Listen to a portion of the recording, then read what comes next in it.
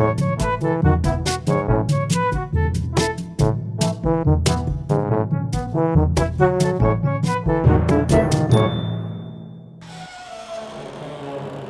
Secret Cabinet.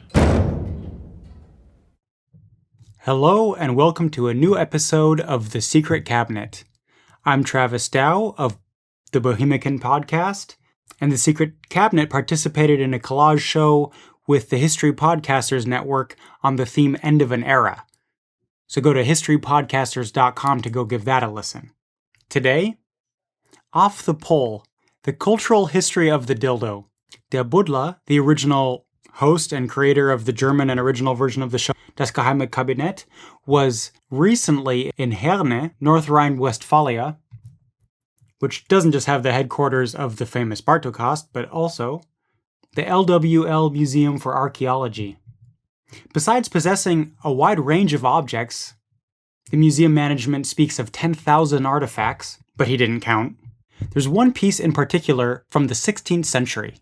A tall glass vessel in the shape of male genitalia. It happened to be found in a house for women in a latrine. A dildo? Let's leave that question open for now, and let's look at the history of this particularly helpful object. The history could go way back. At least a 28,000-year-old phallus speaks for that. That piece was found by archaeologists in the so-called Hohlefels, a cave near Schelkingen in the Swabian Alps, which they found piecemeal and got from the ground.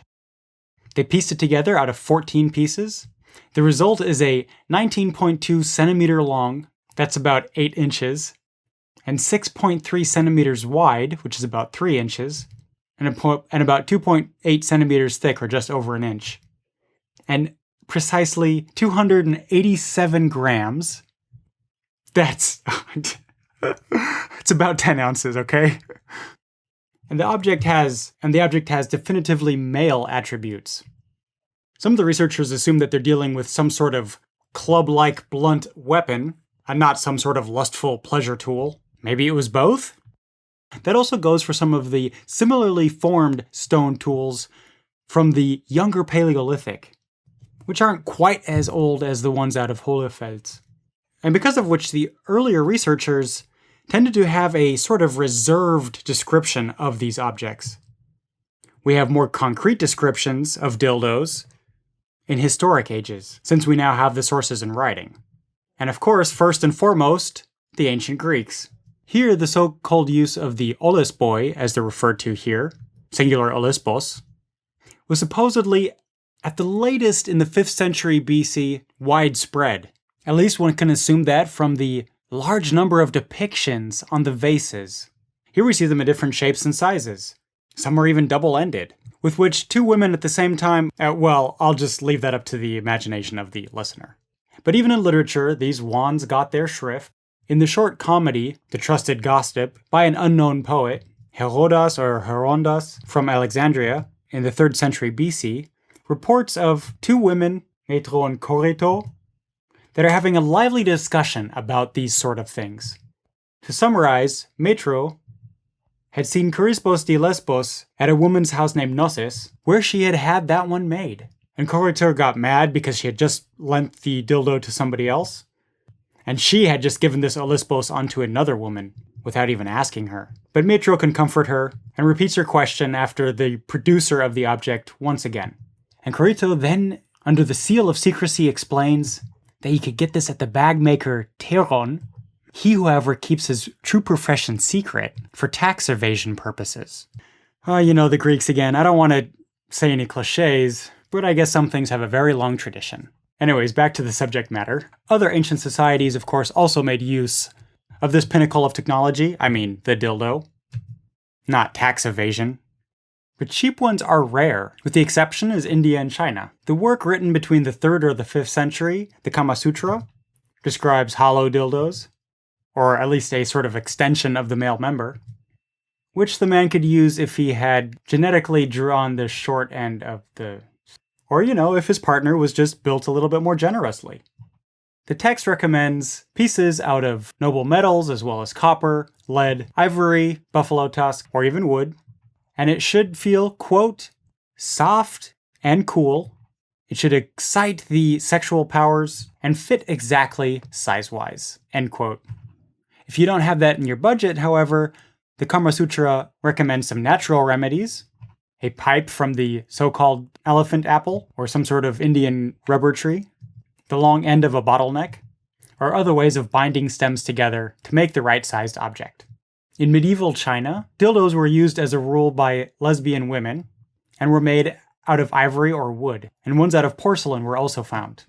And its use is described by tying it with silk ribbon as well as double dildos. The Chinese women also had the advantage that there was a locally grown phallically shaped mushroom that when used swole up.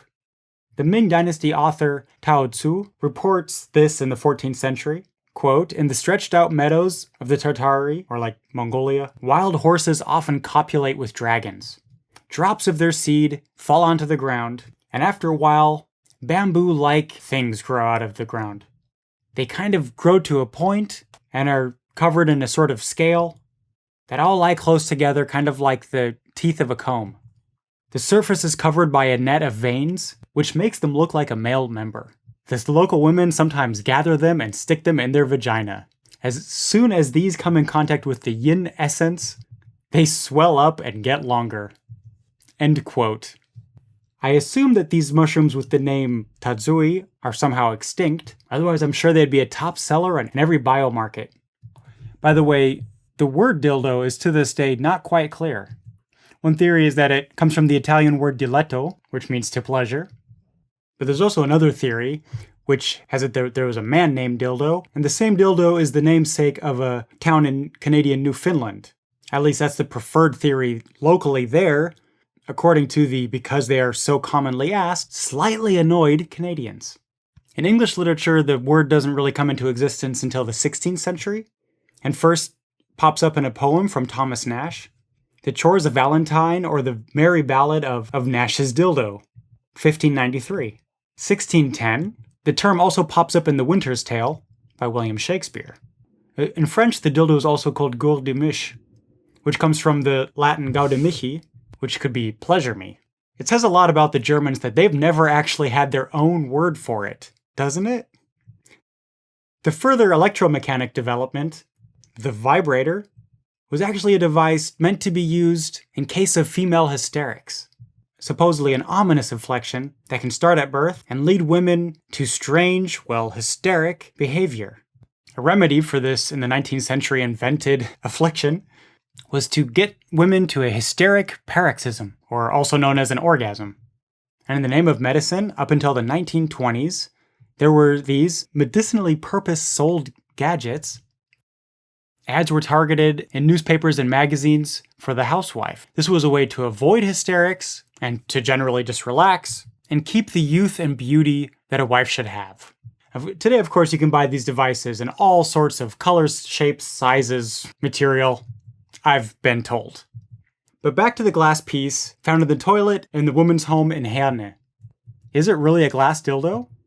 Buddha personally thinks not. The glass is much too thin for such an application and would break much too easily, and could cause pretty serious injuries. I would think more along the lines of a joke glass, like a gag gift that were pretty commonplace in this time. When filled the naturally looking object with liquid, like, as an example, with milk, and pass it around for amusement's sake at the latest dinner party. Part of the entertainment value must have been because the hole was exactly in the same place where it would have been naturally.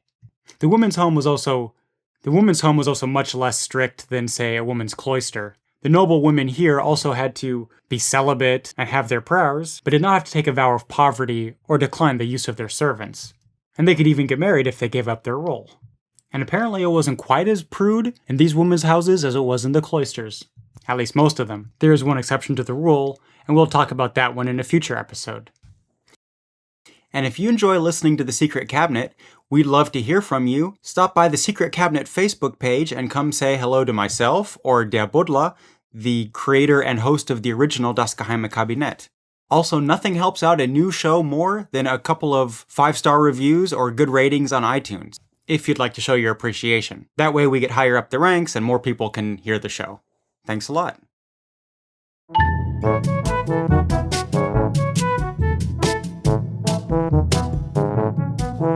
you.